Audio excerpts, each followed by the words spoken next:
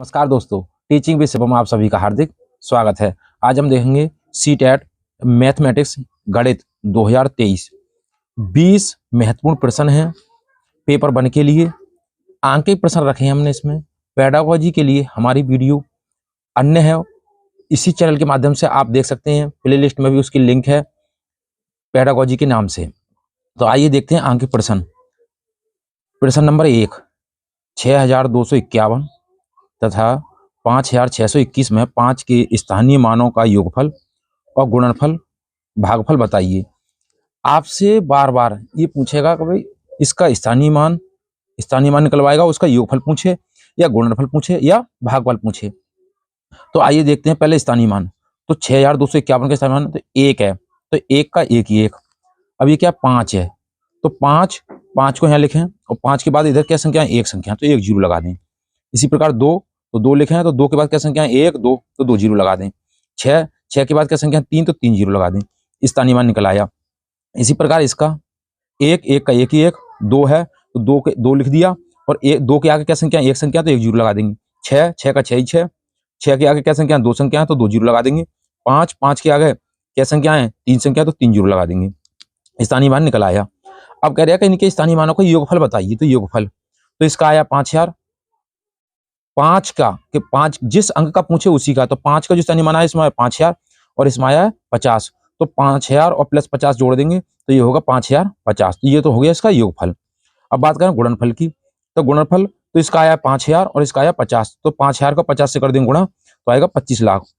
तो ये आया इसका गुणनफल, ये आया इसका गुणनफल।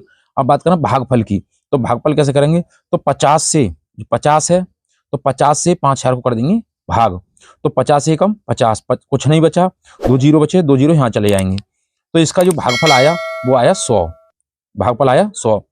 तो आपसे चाहे योगफल कराए, चाहे गुणनफल कराए और चाहे भागफल कराए, आसानी से बता सकते हैं। अगला प्रश्न देखें, प्रश्न नंबर 2। प्रश्न नंबर 2 क्या कहता है, 86,432 में 86,432 में 6 के स्थानीय मान तथा 4 के अंकित मान बोले या जातीय मान पूछे, बात एक ही है। स्थानीय मान को कहते हैं प्लेस वैल्यू, यानी कि प्लेस वैल्यू उसकी स्थान, और अंकित मान या जातीय मान को कहते हैं फेस वैल्यू। मैं योग और अंतर बताइए। आपसे योग पूछे या अंतर पूछे, तरीका वही रहेगा। तो स्थानीय मान की बात करें, 6 का स्थानीय मान निकालें, तो 6 का 6 ही 6 और 1 2 3 संख्या 6 के बाद इधर है, तो 3 जीरो लगा देंगे। इसका आया 6000 स्थानीय मान। अंकित मान 4 रहेगा क्योंकि उसकी क्या है, फेस वैल्यू है, तो फेस वैल्यू कितनी है, 4, तो 4 का 4 ही 4। अब कह रहे हैं योगफल बताइए, तो 6000 प्लस 4 जोड़ देंगे तो ये आएगा 6004। योगफल तो हो गया 6004। अब कह रहे हैं अंतर बताइए, तो 6000 में से 4 माइनस कर देंगे तो बचेगा 5996, 5996। अगर पूछे भागफल, तो 4 से कर देंगे किसको, 6000 को भाग, तो 1500 बाहर जाएंगे, 1500 आएगा। इसका भागफल कितना आएगा, 1500। भागफल पूछेगा तो 1500 होगा, अंतर पूछेगा तो 5996, योगफल पूछे तो 6004 होगा। कर सकते हैं आसानी से। अगला इसी में है 8.6432 में 3 का स्थानीय मान क्या होगा, 3 का स्थानीय मान क्या होगा, या कौन सा हजारवा होगा। तो देखें यह है 3, तो 3 के 3 ही 3 लिखें। अब 3 के बाद इधर संख्या गिना कितनी है, 3 से 1 2 3 संख्या है दशमलव तक, तो क्या लगा देंगे, 3 जीरो लगा देंगे 1 के नीचे, तो 3/1000, 3/1000। अब हजारवा स्थान है, तो 3 का कौन सा स्थान है, हजारवा स्थान है, 3 का हजारवा स्थान है, और 6 का 10वां स्थान है, और 4 का 100वां स्थान है, और 3 का हजारवां स्थान है, 3 का हजारवां स्थान है। अगला प्रश्न देखें, प्रश्न नंबर 3। प्रश्न नंबर 3 क्या कहता है, 10,000 प्लस 10,100 और प्लस 10 दहाई के बराबर है। तो 10 कह रहा है तो 10 का 10 ही 10, गुणा 1000 कह रहा है तो 1000 लिखेंगे, प्लस का चिन्ह लगा देंगे। फिर कह रहा है 10,100 तो 10 का 10 ही 10, और गुणा 100 कह रहा है तो 100 लगा देंगे, प्लस का प्लस ही प्लस। 10 कह रहा है तो 10 और दहाई कह रहा है तो दहाई कहती है 10 को, तो 10 गुणा 10, इनकी आपस में गुणा हो जाएगी। तो 10 की और 1000 की गुणा करें तो इसका आएगा, एक क्या आएगा 4 जीरो, क्योंकि 3 जीरो तो एक क्या आएगा 4 जीरो, प्लस 10 की और 100 की गुणा करेंगे तो इसका आएगा 1000, एक क्या आएगा 3 जीरो, और प्लस का चिन्ह लगा देंगे। फिर 10 की और 10 की गुणा होगी तो आएगा 100। इन तीनों को आपस में क्या कर लेंगे, जोड़ लेंगे, इन तीनों को आपस में जोड़ लेंगे, तो इसका आएगा 11100। अगला प्रश्न देखें, 4 मैं दो अंकों की सम संख्या हूं, मैं दो अंकों की सम संख्या हूं, बताना कौन सी सम संख्या है। तो मैं 3, 4, 6 का सार्वगुणज हूं। मैं 3 से भी कट जाऊंगी, 4 से भी कट जाऊंगी और 6 से भी कट जाऊंगी। मेरे कुल 9 गुणनखंड है और ऐसी संख्या कितनी है, कुल 9 है। तो देखें 5 और 6 होता है 11, तो 11 3 से नहीं कटेगा, इसका मतलब ये 56 नहीं हो सकती। बात करें 24 की, तो 24 3 से कट जाएगा, 4 से कट जाएगा, 6 से कट जाएगा। लेकिन इसके गुणनखंड करके देखें 24 की, तो इसके जो गुणनखंड आएंगे वो 1 से कटेगा, 2 से कटेगा, 3 से, 4 से और 6 से और 8 से और 12 से और 24 से। तो ये टोटल जो गुणनखंड हुए वो है 9, 1 2 2 और 2 4, तो 6 2 8, तो 8 गुणनखंड है। ये कह रहा है अगर मेरे 9 गुणनखंड है तो अगली संख्या देखें तो 24 भी नहीं होगा, 56 भी नहीं होगा। अगली संख्या देखें 36, तो 3 से भी कटेगी, 4 से भी कटेगी, 6 से भी कटेगी और 1 से भी कटेगी, 2 से भी कटेगी, 3 से भी, 4 से भी, 6 से भी, 9 से भी और 12 से भी कटेगी और 18 से भी और 36 से भी। इसके टोटल संख्या कितनी होगी, 9। तो यही 36 इसका आंसर होगा। तो ऐसी कौन सी सम संख्या है जिसके 3, 4, 6 4 गुणनखंड हो और कुल 9 गुणनखंड हो, तो वो 36 है संख्या। 432 में 6 के स्थानीय मान तथा 4 के अंकित और जातीय मान में और योग अंतर बताइए। यानी कि 86,432 में 6 का स्थानीय मान भी बताना है और 4 का अंकित मान बताना है और जातीय मान, अंकित मान कहें या जातीय मान कहें, योग भी बताना है इसमें और अंतर भी बताना है आपको। तो सर्वप्रथम क्या करें कि 86,432 में 6 का स्थानीय मान निकालें। तो 6 6 का 6 6 के आगे 1 2 3 अंक संख्या है, तो 3 जीरो लगा देंगे, 3 जीरो लग गए, ये आएगा इसका स्थानीय मान। अब बात करें अंकित मान या जातीय मान की, तो अंकित मान किसे कहते हैं, जातीय मान किसे कहते हैं, उसे कहते हैं फेस वैल्यू। जो जैसा है, स्थानीय मान प्लेस वैल्यू और अंकित मान जातीय मान फेस वैल्यू। तो 4 की फेस वैल्यू क्या, 4 ही, तो इसका अंकित मान आया 4। अब कह रहा है कि भाई इसका योगफल बताइए। तो 6000 था प्लस 4 जोड़ देंगे तो ये आएगा 6004। अंतर कहे तो 6000 में से 4 गए तो कितना बचेगा, 5996 बचेगा। अगर भागफल की बात करें तो इसका भागफल बताइए। तो 4 से 6000 को भाग करेंगे तो इसका आएगा 1500, कितना आएगा 1500। तो स्थानीय मान में और अंकित मान में अंतर पूछे, योगफल पूछे या भागफल पूछे, आसानी से बता सकते हैं। अगला जो प्रश्न है हमारा वो देखें, प्रश्न नंबर 3। प्रश्न नंबर 3, 10,000 प्लस 10,100 प्लस 10,250 बराबर है किसके। तो कह रहे हैं 10,000, तो 10 को 10 ही 10 लिखें और 1000 की जगह पर 1000 लिखें, तो 10 गुणा 1000, प्लस का चिन्ह लगाएं। फिर कह रहे हैं 10,100, तो 10 का 10 ही 10 और 100 गुणा 100 और प्लस 10, 10 का 10 ही 10 गुणा दहाई, दहाई कहते हैं 10 को, तो 10, तो 10 की और 100 की, 1000 की जो गुणा होगी, 1000 की जो गुणा होगी तो 1 के आगे आएगा 4 जीरो। इन सब की गुणा करने के बाद इन सबको क्या कर लें, तीनों को जोड़ लें। जोड़ने के बाद आएगा इसका 11,100, 11,100। तो 10,000 प्लस 10,100 प्लस 10 इकाई दहाई बराबर है किसके, 11,100 के। अगला प्रश्न देखें, ये कह रहे हैं प्रश्न नंबर 4, मैं 2 अंकों की सम संख्या हूं, मैं 2 अंकों की सम संख्या हूं। तो मैं 2 अंकों की सम संख्या हूं। अगले अगले उसमें कह रहा है मैं 3, 4, 6 का सार्वगुणज हूं, सार्वगुणज हूं। मेरे कुल 9 गुणनखंड हैं। कोई एक संख्या है 2 अंकों की है, सम संख्या कह रहा है। तो यहाँ पर देखें 56, 24, 36 और 48, ये चारों की चारों संख्या क्या है, सम है। चारों की संख्या क्या है, सम है। फिर कह रहा है मैं 3, 4, 6 का सार्वगुणज हूं, यानी कि मैं 3 से भी कट जाएगी, 4 से भी और 6 से भी। तो देखें 5 और 6 11, 11 में 3 का रूल नहीं काम करता है, 3 का रूल काम नहीं करता है, तो ये नहीं कटेगी। 8, 4, 12 ये कट जाएगी 6 से और 4 से भी कट जाएगी और ये भी 24 भी कट जाएगी, 36 भी कट जाएगी। फिर कह रहा है मेरे कुल 9 गुणनखंड हैं, तो इसके गुणनखंड करके देखें। जैसे बात करें 56 तो कटेगी नहीं, 24 की बात करें तो 24 को 1 से कट जाएगी, 24 2 से कट जाएगी, 3 से कट जाएगी, 4 से कट जाएगी, 6 से कट जाएगी, 8 से कट जाएगी, 12 से कट जाएगी, तो इसके इसके गुणनखंड 9 नहीं हो पाएंगे। 36 की बात करें तो 36 के टोटल जो गुणनखंड होंगे वो कितने होंगे, 9 हो जाएंगे। अगला जो प्रश्न देखेंगे हम, 5वां प्रश्न। तो 5वां प्रश्न क्या कहता है इसका, 5वां प्रश्न है इसका प्रश्न नंबर 36 और 60।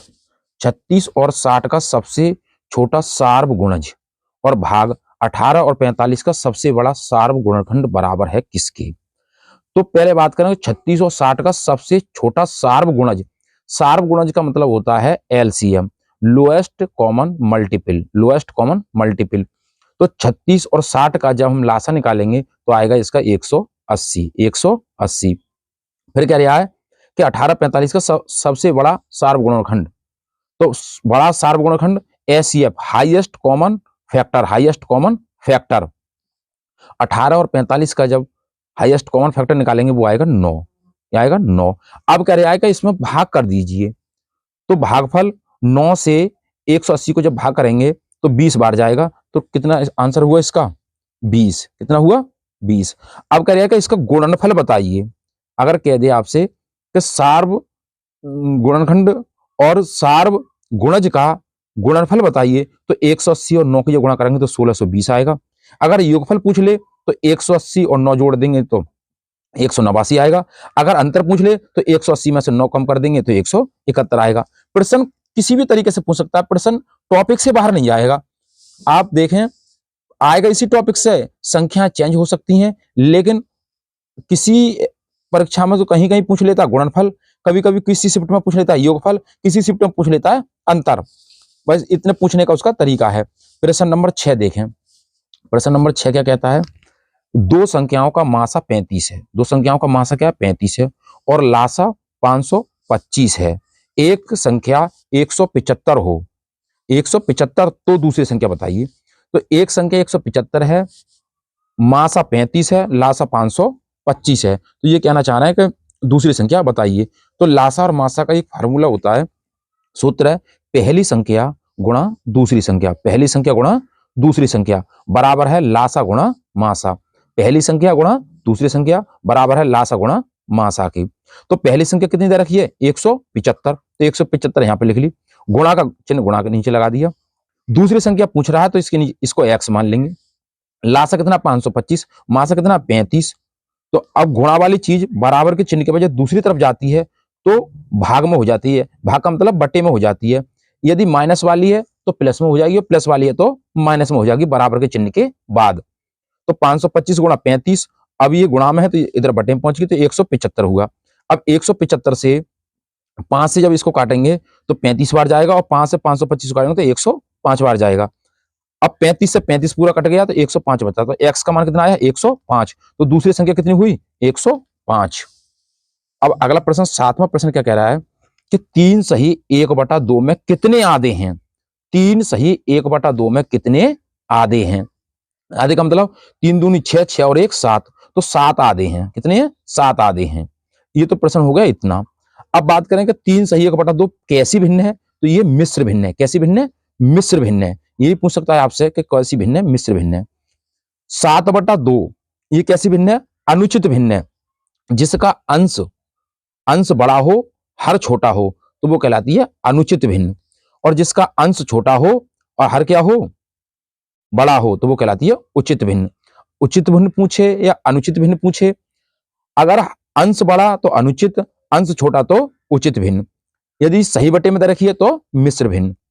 आपसे एक प्रश्न और पूछेगा, यहीं से घुमा कर पूछता है कि योज्य प्रतिलोम बताइए या गुणात्मक प्रतिलोम बताइए। जब योज्य प्रतिलोम की बात करें तो क्या कर देंगे, भिन्न वही रहेगी लेकिन चिन्ह बदल जाएगा। तो 7/2 है तो 7/2 भिन्न होगी, प्लस का चिन्ह था तो माइनस का चिन्ह लगा दिया, तो ये हो गया उसका योज्य प्रतिलोम।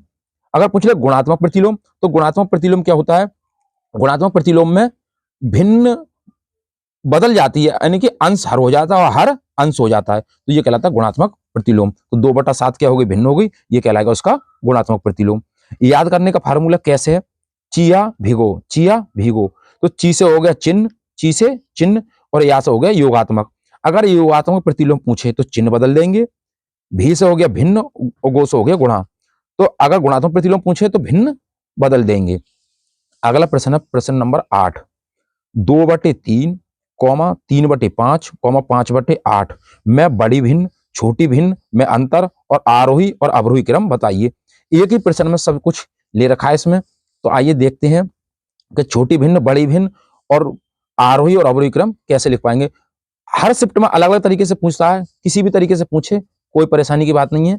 तो आइए देखते हैं कि 3 से 2 को क्या करें भाग करें। तो जब 3 से 2 को भाग किया तो पॉइंट लगा कर यहाँ पे 0 बढ़ा दिया, और 3 छिंग होते हैं 18, 2 बचा, फिर 3 छिंग 18, 2 स्थानों तक निकालें, अधिकतम 3 स्थानों तक निकालते हैं, तो इसका आया 0.66। इसी प्रकार से 5 से जब 3 को भाग दिया तो दशमलव लगाया, 5 छिंग होते हैं 30, तो 6 आया। इसके आगे 0 लगा देंगे तो हो जाएगा ये 0.60। 8 से 5 को भाग करेंगे तो 8 से पॉइंट लगाया, 5 के आगे 0 बढ़ाया तो 8 छिंग होते हैं 48, 2 बचा, 8 दूनी होते हैं 16, 4 बचा, तो 0.62 इसका आया। इसको लिख लें इसके नीचे, तो 2 जो हमारा है 2/3, तो 2/3 के नीचे 0.66 और 3/5 के नीचे 0.60 और 5/8 के नीचे 0.62। अब जरा इधर देखें, 0.66 ये बड़ा है या 0.60 बड़ा है या 0.62 बड़ा है? इसको ऐसा माना 66, 60, 62, तो इसमें कौन बड़ा है? तो 66 बड़ा है। तो जब 66 बड़ा है तो इसकी भिन्न कौन सी है? 2/3, तो 2/3 होगी इसकी बड़ी भिन्न, 2/3 इसकी बड़ी भिन्न। अब छोटी भिन्न की बात करें तो सबसे छोटा कौन सा? 60। जब 60 सबसे छोटा है तो ये हो गई इसकी 3/5 छोटी भिन्न। अगर इनका अंतर पूछे, क्या पूछे? इनका अंतर पूछे तो 2/3 माइनस 3/5, 2/3 माइनस 3/5। अब इसका जो एलसीएम आएगा लासा 3 और 5 का, वो आएगा 15। तो 2 गुणा, अब 3 से 15 को भाग करेंगे तो 5 बार जाएगा, तो 5 लिख लिए, माइनस का चिन्ह, 3 का 3 ही 3, गुणा का चिन्ह। अब 5 से जब 15 को भाग करेंगे तो 3 बार जाएगा, 2 पंजा होता है 10 और 3 तिया होती है 9, तो 10 माइनस 9/15 बराबर 10 में से जब 9 जाएगा तो 1 बचेगा और 15 का 15 ही 15, तो ये हो जाएगा 1/15, 1/15। अब ये तो आएगा इसका अंतर। अब बात करें आरोही और अवरोही क्रम की, आरोही और अवरोही क्रम की। तो आरोही क्रम 1 2 3 अक्षर और 1 2 4 अक्षर, जो छोटा तो सबसे पहले उसमें छोटी संख्या लिख लूं, आरोही छोटा अवरोही बड़ा, क्योंकि इसमें 4 अक्षर है, इसमें 3 अक्षर हैं। तो आरोही कहता है सबसे छोटी संख्या, तो इसमें सबसे छोटी संख्या कौन सी है? 60 वाली। तो 60 किसकी भिन्न थी? 3/5 की। किसकी भिन्न थी? 3/5 की। तो 3/5 पहले लिख लिया। फिर इससे बड़ी कौन सी है? 62 वाली, तो इसको लिखेंगे 5/8 वाली। फिर है इसकी 66 वाली, तो इसको लिखेंगे 2/3, 2/3। तो ये हो गया इसका आरोही क्रम। अवरोही क्रम क्या कहता है? अवरोही क्रम कहता है सबसे पहले बड़ी संख्या, तो 2/3 इसकी जो भिन्न आई थी वो आई थी 66, तो ये 2/3, फिर कॉमा 5/8, फिर कॉमा 3/5। तो आरोही क्रम, अवरोही क्रम, छोटी भिन्न और बड़ी भिन्न, और इनमें अंतर या इनका योगफल कुछ भी पूछ सकता है, आप आसानी से बता सकते हैं। अब बात करें हम, अगला जो प्रश्न आएगा हमारा वो आएगा नमा प्रश्न। तो नमा प्रश्न देखें, नमा प्रश्न क्या कहता है? नमा प्रश्न, 4 और 2/3 समकोणों में डिग्रियों की संख्या कितनी है? 4 और 2/3 समकोणों में डिग्रियों की संख्या। तो 4 की बात कर रहा है तो 4 प्लस 2/3, 2/3 का मतलब 2/3, समकोण, समकोण का मतलब होता है नभ्यांश, तो गुणा 90। अब जब 4 के नीचे 1 मान लेंगे तो 4 गुणा 3 और प्लस 2, लास आएगा इसका 3, तो 4 तिया 12 और प्लस 2 14, तो 12 प्लस 2/3 और गुणा 90, तो 12 और 2 होते हैं 14, 14 बटे हो जाएगा 3 और गुणा 90। अब 3 से 90 काटेंगे तो 30 बार जाएगा, तो 30 की और 14 की गुणा करेंगे तो 14 तिया 42 और 0 का 0, तो 420 डिग्री हो जाएगा, 420 डिग्री हो जाएगा। अगला जो प्रश्न देखें, प्रश्न नंबर 10, 1/2 में कितने 1/8 हैं? तो 1/2 में कितने 1/8 हैं? तो कितने का मतलब भाग करने को कह रहा है, तो 1/2 भाग 1/8। अब भिन्न खाएगी पलटा, उल्टी हो जाएगी भिन्न, क्योंकि भाग का चिन्ह है तो क्या आ जाएगा? गुणा आ जाएगी, तो 1/2 गुणा 8/1 उल्टी होगी भिन्न। अब 2 से जब 8 को काटेंगे तो 4 बार जाएगा, 2 चौक 8, अब ऊपर बचा 4 और नीचे बचा 1, तो 4 एकम 4, तो 4 आया। तो 1/2 में कितने 1/8 हैं? 4 1/8 हैं, 4 हैं। अगला प्रश्न देखें 11वां, 7.07, 7.70, 7.707, 7.007 और 0.77 में बड़ी और छोटी संख्या बताइए। तो इसमें सबसे जो छोटी संख्या है वो है 7.07, क्योंकि दशमलव हटाएंगे 1 लगाएंगे तो 100 आएगा, तो सबसे छोटी संख्या। दशमलव हटाएंगे 1 लगाएंगे तो 1 2 3 4, तो 7 के 7707 के नीचे हो जाएगा 1000, तो सबसे छोटी संख्या ये है और सबसे बड़ी संख्या ये है। अगला प्रश्न देखें 12वां प्रश्न। 12वां प्रश्न कह रहा है कि 1 मिलीमीटर में कितने सेंटीमीटर होते हैं? तो 1 मिलीमीटर बराबर होता है 1/10 सेंटीमीटर। जब 1/10 सेंटीमीटर होता है, छोटा पूछ रहा है, तो 10 से जब 1 को भाग करेंगे तो इसका आएगा 0.1 सेंटीमीटर, 0.1 सेंटीमीटर। अगला क्या है, 1 पैसा में कितने रुपया होते हैं? तो 1 रुपया में 100 पैसे होते हैं, 1 रुपये में 100 पैसे होते हैं। जब 100 से 1 को भाग करेंगे तो इसका आएगा 0.01 रुपया, 0.01 रुपया। अगला जो प्रश्न क्या है, 3 लीटर और 30 मिलीलीटर कितने लीटर के बराबर है, कितने मिलीलीटर के बराबर है? तो 1 लीटर बराबर होता है 1000 मिलीलीटर। तो 3 लीटर पूछ रहा है, तो 3 गुणा 1000, तो ये हो गए हमारे 3000 और प्लस 30 मिलीलीटर और दे रखा है, तो 3000 में 30 मिलीलीटर और जोड़ देंगे तो ये हो जाएगा 3030 मिलीलीटर, 3030 मिलीलीटर। अगला जो प्रश्न हमारा 13वां प्रश्न है, 13वां प्रश्न क्या कहता है, 5671 और उसके अंकों को पलट देने पर प्राप्त संख्या का अंतर बताइए। यानी कि 5671 है और इसके अंकों का स्थान बदल दें या अंकों का स्थान पलट दें। तो पहले हम इसी संख्या को लिख लें, फिर उल्टे लिखते चले जाएंगे, इकाई दहाई की तरफ से, इकाई दहाई सैकड़ा हजार, तो 5 को इधर लिखा, फिर 6 को लिखा यहाँ पे, फिर 7 को लिखा, फिर 1 को लिखा। इधर से नहीं लिखेंगे, इधर से लिखेंगे, क्योंकि इकाई दहाई सैकड़ा और हजार की तरफ से। अब कह रहा है इसमें प्राप्त संख्या का अंतर, तो अंतर क्या रहा है तो इसको घटा देंगे, अंतर क्या रहा है तो इसको घटा देंगे, अंतर की बात करें तो इसको क्या कर देंगे, घटा देंगे, माइनस का चिन्ह लगा दें यहाँ पे, घटा देंगे, तो इससे आएगा 3906, 3906। प्रश्न नंबर 14, 96 के सभी धनात्मक गुणनखंडों का योगफल बताइए। 96 के सभी धनात्मक गुणनखंडों का योगफल बताइए। तो गुणनखंड कैसे निकालेंगे, तो 96 का पहले क्या निकालें, लासा। तो 296 काटेंगे 48 बार, 2 से काटेंगे 48 के 24 बार, 2 से 24 काटेंगे तो 12 बार, और 2 से 12 काटेंगे तो 6 बार, और 2 से 6 को काटेंगे तो 3 बार। ये आया इसका लासा। तो 2 कै बार आया, 1 2 3 4 5, 2 आया 5 बार और 3 आया 1 बार, तो 2 5 बार और गुणा 3 1 बार। अब क्या करेंगे, जब धनात्मक गुणनखंडों का योगफल पूछे तो जो घात है उसमें 1 जोड़ देंगे, जो घात है उसमें 1 जोड़ देंगे, और जो दे रखा है उसमें से 1 घटा देंगे।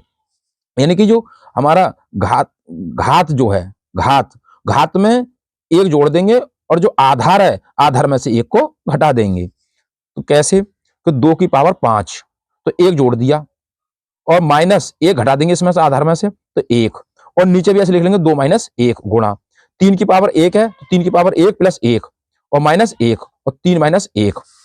अब 2 की पावर कितनी होगी, 5 और 1 6, 2 की पावर 6 माइनस का 1 गुणा 3 की पावर 2 और माइनस का 1, और नीचे कितना, 2 में से 1 गया तो 1 बचा, और 3 में से 2 जाएगा तो 2, 3 में से 1 जाएगा तो 2 बचा।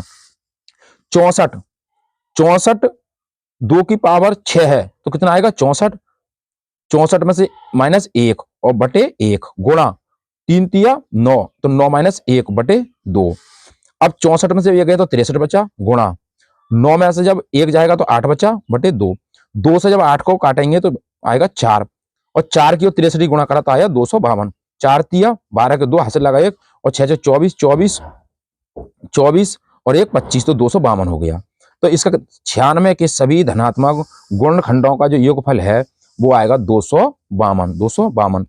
15वां प्रश्न देखें, 15वां प्रश्न क्या कहता है, 1 सही 1/2, 1 सही 1/2 प्लस 11 सही 1/2 और प्लस 111 सही 1/2 और प्लस 11,1100 सही 1/2। अब ये आप देख पा रहे हैं कि 1/2 1/2 1/2 1/2 और 1 11 और 111, यानी कि 1 की पुनरावृत्ति हो रही है, बार बार 1 बढ़ता जा रहा है और यहाँ पे आधा आता जा रहा है। तो 1 2 3 4, 4 बार आधे, तो 4 बार आधे का मतलब 2 हो गए, आधा और आधा 1 और आधा और आधा 1, तो हो गए 2। अब इसको कैसे करें, जब भी आप कभी 1 का जोड़ करें तो 1 सबसे अधिकतम संख्या देखें कितनी है, 1 2 3 4 बार, 4 बार 1 1 दे रखे हैं, तो इसको सीधा सीधा लिख लें 1 2 3 4, 1 2 3 4 जोड़ हो गया उसका। तो 1 2 3 4 ये सब जोड़ गए, इनका 1 का 11 का और 111 का और 1111 का, इनका जब जोड़ करेंगे आप तो आएगा 1234, 1234। क्योंकि अधिकतम संख्या कितनी है 4, तो इसको 4 ना लिखे ऐसे लिख लें आप 1 2 3 4, और 2 था वो आधा और आधा मिलके जो बना था 4 आधे, तो हो गया 2, तो 1234 में 2 जोड़ देंगे तो इसका आएगा 1236, 1236। प्रश्न नंबर 16 क्या कहता है कि पूर्ववर्ती संख्या कि मान के चला एक संख्या ली हमने 8 संख्या ली, तो 8 की पूर्ववर्ती संख्या, पूर्ववर्ती मानी पहले वाली, 5 से पूर्ववर्ती और 5 से पहले वाली, तो 8 के पहले वाली कौन सी संख्या है? तो 7 है। अब अनुवर्ती कहे, उत्तरवर्ती कहे या परवर्ती कहे, तो अनुमानी आगे वाली, अनुमानी आगे वाली, तो 8 के आगे कौन सी होगी? 9, तो 8 में 1 जोड़ देंगे तो हो जाएगी 9। पूर्ववर्ती कहे तो पहले वाली जो संख्या दे रखी है उससे पहले वाली, और अनुवर्ती, उत्तरवर्ती या परवर्ती कहे तो आगे वाली। आप प्रश्न नंबर अगला देखेंगे, प्रश्न नंबर 17। तो प्रश्न नंबर 17 क्या कहता है? प्रश्न नंबर 17, 11 0 11 और इसका जो दे रखा है होल 2 बराबर खाली स्थान 10 है, बाइनरी में मान इसका बताइए। तो बाइनरी में इसका मान क्या होगा? तो आपको कुछ नहीं करना है, बिल्कुल हूबहू जो संख्या दे रखी है 1 1 0 1 1 संख्या लिख ली आपने। अब जहां जहां 1 है उसके स्थान पे 1 लिखें। 1 का दूना 2 होता है, 2 का दूना 4 होता है, 4 का दूना 8, 8 का दूना 16 होता है। तो दूने करते चले जाएं। अब जहां जहां 1 है उन संख्याओं को जोड़ लें, जो 0 है उस संख्या को छोड़ दें, तो आपका मान निकल आएगा। अब इसके नीचे 1 है तो इसको गोला बना लिया, इसके नीचे 1 है तो इसको गोला बना लिया, 0 तो यहाँ 0 को छोड़ देंगे, 1 के नीचे क्या है इसको गोला बना लेंगे, अब फिर इसके नीचे क्या गोला बना लेंगे। अब इसको नहीं जोड़ेंगे, जो 1 1 आई है उसको जोड़ लेंगे, तो 1 और 2 3, 3 और 8 होते हैं कितने? 11, 11 और 16 होते हैं हमारे 27। तो इसका जो मान आएगा वो आएगा 27। अगला प्रश्न देखें, प्रश्न नंबर 18, गुणनफल 102 गुणा 201 में से क्या घटाया जाए ताकि 19,999 प्राप्त हो जाए। तो इतनी संख्या प्राप्त हो जाए, कितनी भी संख्या पूछ सकता है। तो 102 और गुणा 201 इनकी कर दें गुणा, तो इसका आएगा 20,502 माइनस जो दे रखा है उसी को घटा दें, तो 19,999 बराबर 503, इसमें से इसके गुणनफल में से इसको घटा दें तो आएगा 503। अगला जो प्रश्न है हमारा 19वां प्रश्न, 11 इकाइयां प्लस 11 दहाइयां और प्लस 11 सैकड़ा बराबर है किसके? तो 11 इकाइयां, तो 11 को ऐसे लिख देंगे, इकाइयां तो 1 और प्लस 11 दहाइयां, तो 11 11 गुणा दहाइयां का मतलब 10, दहाइयां का मतलब 10 और प्लस अब 11 सैकड़ा, तो 11 सैकड़ा का मतलब 100, सैकड़ा का मतलब 100, तो 11 का 11 11, 11 और 10 की गुणा करेंगे तो 110 आएगा, और 11 और 100 की गुणा करेंगे तो 1100 आएगा। अब इन सबको क्या कर लें? जोड़ लें, तो इसका आएगा 1221, 1221। जैसे बोले सवाल वैसे ही लिखते चले यहाँ, आंसर आ जाएगा आपका। अगला प्रश्न देखें, प्रश्न नंबर 20, बच्चों की समझ में अंतर जानने के लिए किया जाता है। तो बच्चों की समझ में अंतर जानने के लिए क्या किया जाता है? तो उनके लिए निदानात्मक परीक्षण, बच्चे की जो कमजोरी है उनको जानने के लिए डायग्नोस्टिक टेस्ट किया जाता है, निदानात्मक परीक्षण किया जाता है। जब निदानात्मक परीक्षण हो जाता है, बच्चे की जो कमजोरी जान ली जाती है, फिर बाद में उसका उपचार किया जाता है, तो उसे कहते हैं उपचारात्मक शिक्षण। तो उम्मीद करता हूं दोस्तों वीडियो अच्छी लगी होगी। यदि वीडियो अच्छी लगी हो तो वीडियो को शेयर करें, सब्सक्राइब करें, लाइक करें और कमेंट बॉक्स में वीडियो से संबंधित अपना सुझाव अवश्य दें। ऑल द बेस्ट, थैंक्स, जय हिंद, जय भारत।